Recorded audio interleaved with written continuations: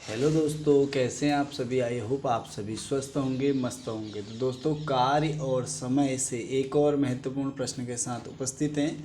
तो चलिए स्टार्ट करते हैं इस महत्वपूर्ण प्रश्न को। इस टाइप का इससे इसका एक पार्ट है, इजी पार्ट जो है वो हम कर चुके हैं। इसका एडवांस पार्ट हम लेकर आ जाए हैं इस क्वेश्चन का। तो स्टार्ट करते हैं। इसे कहता है ए और बी किसी काम को 6 दिनों में करते हैं। ए और बी किसी काम को कितने दिन में कर रहे हैं? 6।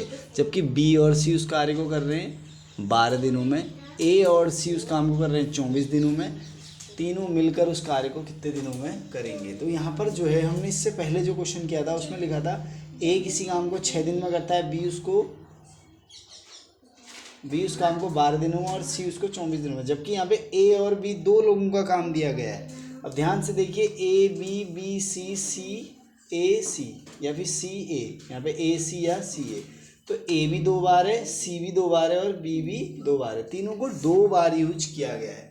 अब देखिए ए और बी का जो एक दिन का काम है, ए और बी का जो एक दिन का काम है वो होगा 1/6। और बी और सी का जो एक दिन का काम होगा वो होगा 1/12। और सी ए जो है या ए सी जो है, इनका एक दिन का काम होगा 1/24। तो यहाँ पर देखो, ये बी भी 2 बार है, ए भी 2 बार है और सी भी 2 बार है। एक सिंपल सी बात आपको समझाने की कोशिश करूँगा कि अब देखिए, ए माना एक काम को 3 दिन में करता है। ए किसी काम को 3 दिन में करता है। अब एक ए तो इसके साथ है और एक ए है इसके साथ। तो ए का काम 2 बार ले लिया गया है, क्योंकि 3 और 3 6, 2 बार ले लिया गया है। तो हम क्या कर देंगे, इसका आधा करने के लिए हम क्या कर देंगे, इसकी 1/2 से गुणा। तो 3 × 3। तो कुछ समझ में आया होगा कि हम क्यों इसका आधा करना है। हमें भी इसमें कुछ नया करना है।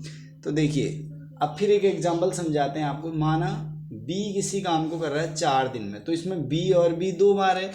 बी यहाँ भी है ए के साथ और बी यहाँ भी है सी के साथ।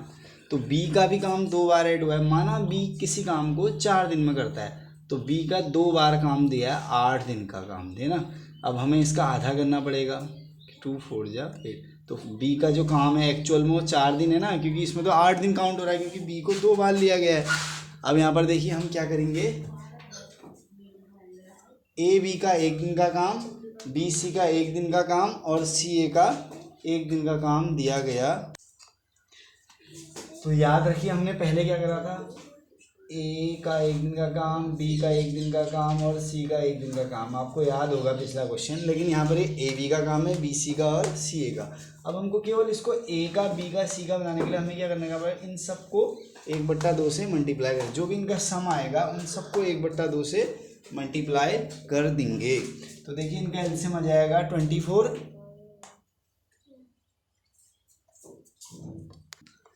तो इनका एलसीएम आ जाएगा 24।